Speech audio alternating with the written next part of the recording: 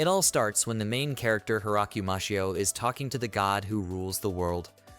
This god is explaining that Hiraku had a very unfortunate life due to a terminal illness. He died after 39 years. Therefore, he wants to give him another chance to live, giving him a healthy body free of any disease. This is because Hiraku had to live such a cruel life, so he wants to compensate him by giving him the life that he wanted. Then Hiraku, after thinking about it, tells him that he wants to try farming because when he was stuck in his hospital bed, he liked watching a television show that was about the farming experience, and because he couldn't be so sociable in his previous life, he would like to farm peacefully in a place far from civilization. God agrees and tells Hiraku that he will give him a new life and a healthy body after having obtained the approval of the god of agriculture.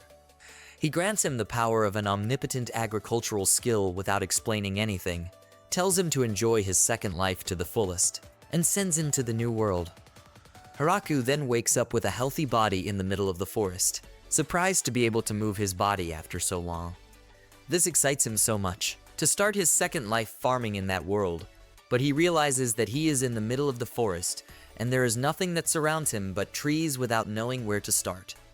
He remembers the omnipotent agricultural skill that God mentioned before. He barely thinks about that skill. His hand magically appears in the shape of a roast. When using it, he realizes that it has some kind of magical power since it can dig up hard terrain and tree roots without any problem, turning everything into perfect land to cultivate. However, Hiraku focuses on trying to find food and water. He spends his time looking for a river or something to eat, but unfortunately he doesn't get anything. Instead, he finds a huge tree in the middle of the forest, being a great reference point to establish his base there.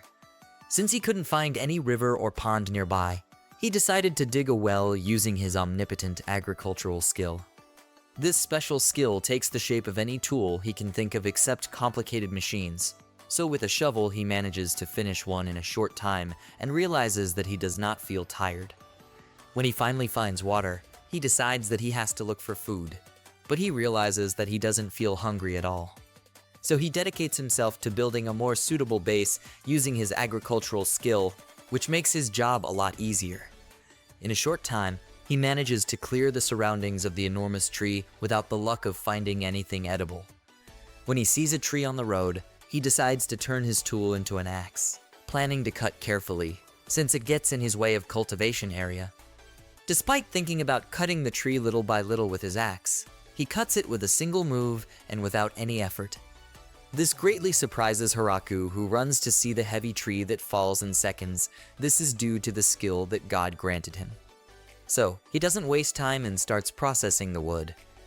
Thanks to his tool that enables him to cut the hardwood as if it were butter, and soon he gets rid of several trees. But despite having wood, Hiraku has no idea how to build a house from scratch without nails or adhesives. When the sun starts to set, he panics because he doesn't have any light source, since his skill can't create something that illuminates, and he tries to make a fire, but it's getting too late. So he decides to spend the night in a hole in the trunk of the tree. Since he couldn't sleep, he turned his tool into a chisel to carve utensils that he could use when he built his cabin. When it finally dawns, he manages to create a fire and clears the area even more so he can plant this in the field, because regardless of all the time that has passed, Hiraku does not feel tired when using his tool. However, he notices that he has begun to feel hungry, so he plans to go look for food. But before he can do something, a savage rabbit jumps towards Hiraku, who has no more option than to use his tool to defend himself. Without having planned it, the rabbit ends up being his first meal in that world. After finally having eaten, Hiraku builds a bathroom and then starts working on the soil to start planting a field, thinking about everything that he could harvest at sunset. He finally finishes taking over the earth from his entire field, but he realizes that he still has no seeds to sow. Without much to do, Hiraku decides to sleep to look for seeds the next day. Meanwhile, the plants grow faster and faster, especially when watering them with the special tool that Hiraku turned into a watering. After a lot of work, he finally manages to build a small cabin. Although it is not a big thing, it is better than living in a tree trunk. Days passed, and unlike his previous life, Hiraku enjoyed every day and felt increasingly motivated. One day, he finds two wolves apparently on the outskirts of his field. Therefore, he places a wooden board for both wolves to pass, and then feeds them with the meat of a wild boar that he had previously hunted. After a while, Hiraku takes the two wolves to his little hut so that they can spend the night there, since the female is about to give birth. The next morning, he is excited to see 4 new puppies in the hut, so he cuts off the best part of the boar to give it to the 2 wolves in celebration of the birth.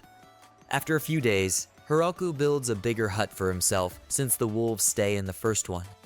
He finally built the first crops.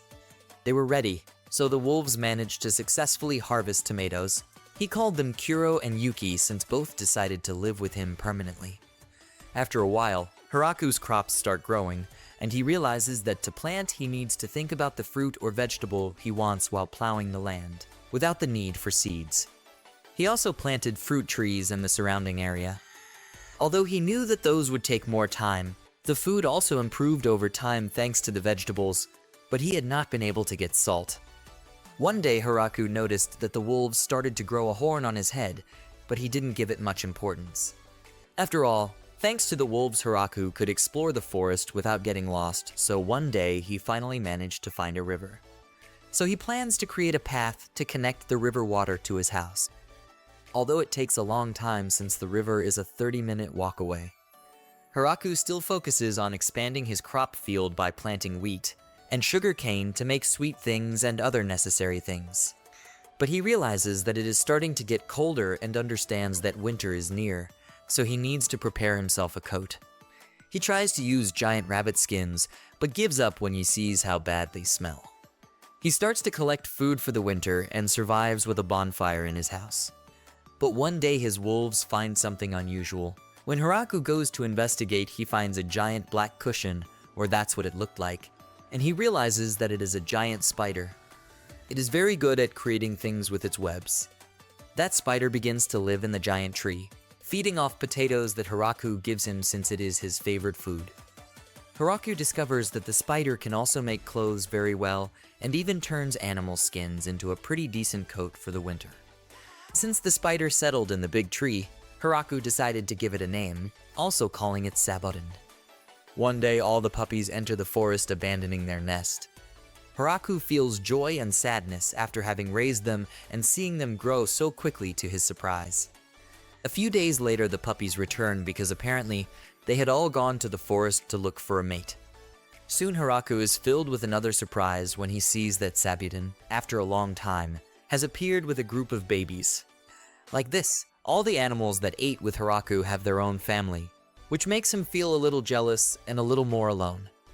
However, he continues to work happily on his crops and also expands his fields. His work is interrupted by Saborin, who by hitting a piece of wood, warns that there is an intruder in the surroundings.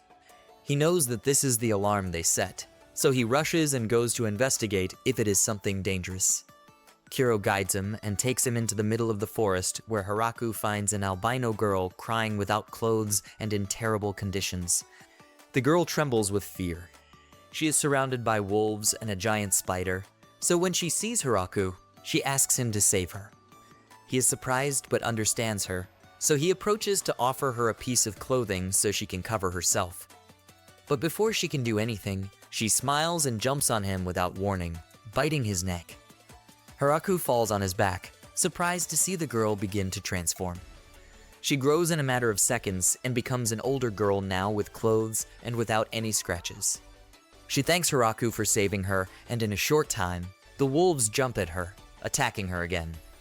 Hiraku stops them, and when the wolves move away, they notice that her body is getting smaller again. He takes the opportunity to ask her in case she is an enemy or wants to hurt him. The albino answers no, so she asks him to stop throwing his wolves at her, who says that only happened because she bit him.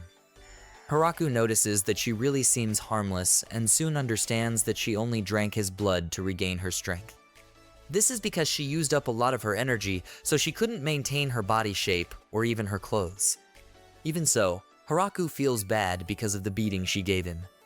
So, he offers to let her drink a little more of his blood so that she can recover. Therefore, the little albino begins to drink his blood, and although Hiraku feels a little weak because she is drinking a lot of his blood, he does not feel any effect from it, which is probably because of the advantage of having such a healthy body.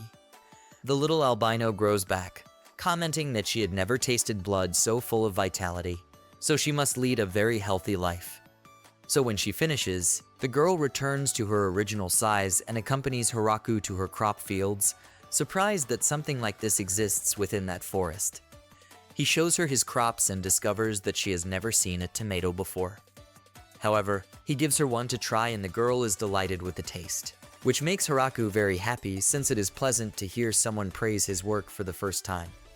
The albino is more curious about the other crops, so he spends the day showing her the different types of vegetables he has planted, spending a pleasant afternoon. At night, Hiraku learns more things about the girl, for example, the fact that her name is Lulu, and she is a vampire who can use magic. In the cabin, Lulu makes notes of everything she has learned since she is researching medicinal plants and never imagined that she would be able to learn about so many new things and species in a single day. She says that she had a small fight with some nobles who were trying to steal her research, and after she fled, they sent someone to chase her.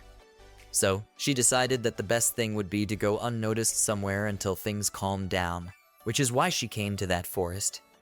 And also because being there could help with her investigation, she finds more than she imagined and has no idea how many days it will take her to inspect everything she has seen in Hiraku's fields.